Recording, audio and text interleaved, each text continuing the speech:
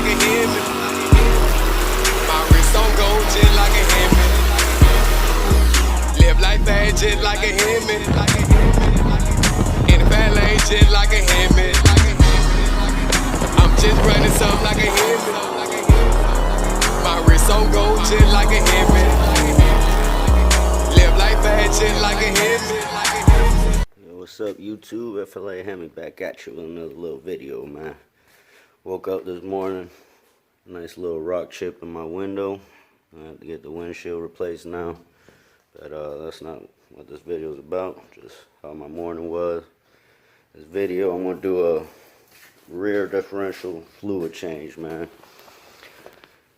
They say it's recommended between 32 to like 40,000 miles to change it. They check it every 20,000 miles. But I've seen a lot of people change it before even that time interval, because they said during the break-in period, the gears grind and you get metal shavings in there. So it's really a good idea to just change it right off the bat, man, or, you know, way before that time frame, just to get some fresh oil in there. And but I didn't know about that till recently, so I'm about to do it now. I went to the dealership, got oil changed like a week or two ago, and they told me to go ahead if I wanted to change it.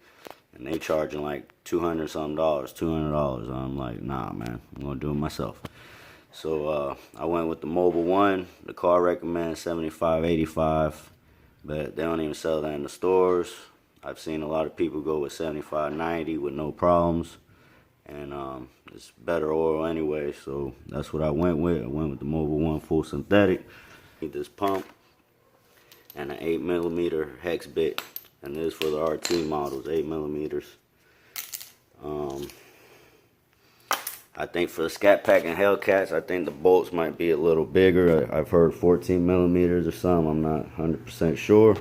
But the process and procedures all going to be the same thing, man. The bolts are located the same.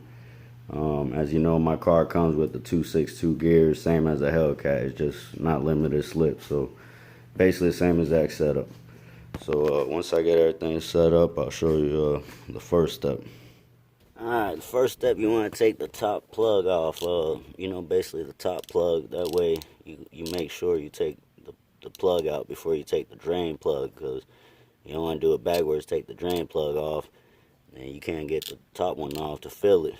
Then you're going to be stuck with no fluid in your thing. So want to make sure you take the top one off, make sure you get that off, and then the drain plug, and you'll see it drain out. So that's what I'm about to do right now. Right here.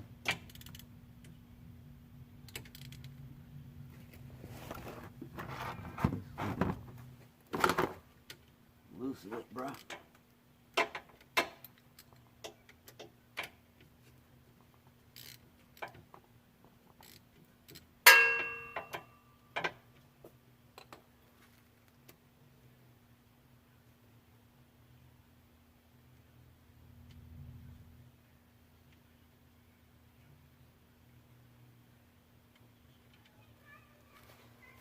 So that's basically the first one, and I'm going to keep them separated. That way the same plug goes in the exact same hole.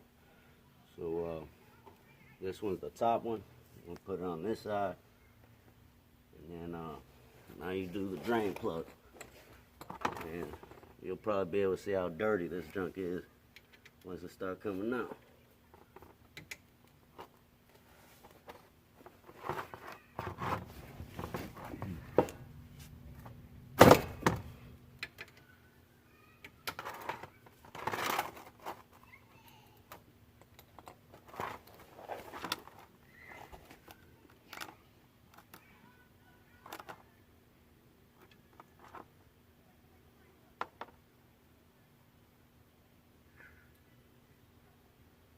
This one over here. A little oil on the driveway. Pour it out, man. Just like black, bruh. Black.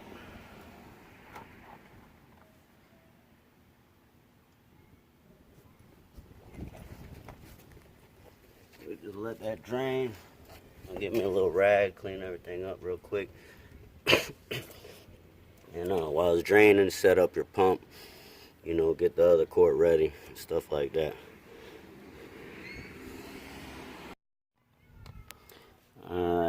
As you see, I got the pump set up. Boom. Goes right in there. Fits perfect.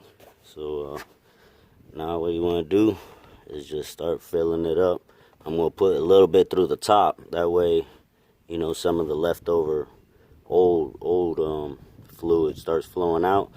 And once I see it starts clearing up like fresh fluid, I'll put the bottom plug back in and then start filling it up that way. So that's what I'm about to do now. About it, man. It's easy. And altogether, I spent maybe like $40. So you go save like $150 doing this yourself, man. Put the hose in there.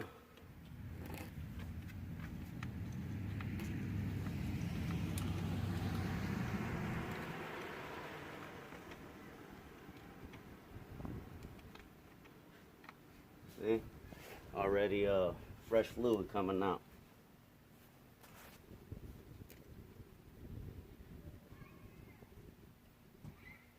So put the whole plug back in.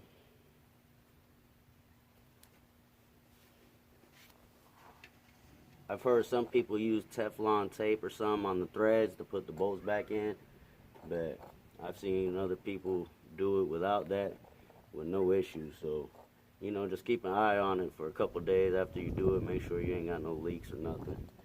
You know, any spots on your driveway. But now you just tighten it up.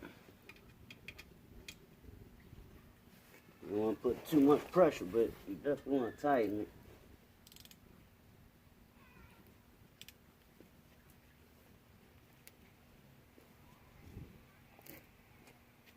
This is tight as it's gonna get.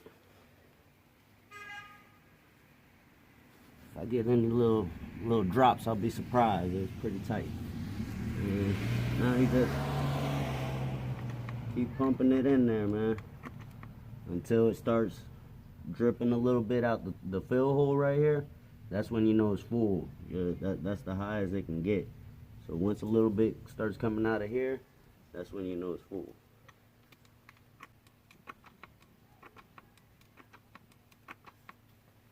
And we'll keep pumping away. Obviously, it looks like it's going to take a couple pumps. So once I fill it completely up, I'll be back. As you see, I already finished, man. You just keep pumping it in there till it starts pouring a little bit out of that top fill hole. Once it starts seeping a little bit out of there, you know it's full. That's like your full fill line. It can't get no higher. It's going to start coming out. So once it starts pouring a little bit out of there, you already know it's full. Put it back in, tighten everything up. That's it, man. Simple as hell. And as you see, it took like probably a little bit over a quart and a half, because there was some left over from the last bottle that it didn't get all sucked up. So I put it in this bottle, and that's what I got left, about half a quart. So it took about a quart and a half. And I don't know if you can see it, man, but this junk looking nasty, bro. Definitely smelling burnt. It's looking like grayish, like a grayish tint to it. So, highly recommend it, man. Go ahead and do yours, especially if you're up there in the mileage like me. I'm up to like 38,000 miles already, so I think it's past due. I'm glad I finally did this. Yeah, just a little recap, man. I done drained the oil pan. I don't know if you could pick it up, but yeah, there you go. See all them little flakes? Those are metal shavings, man. All up in here.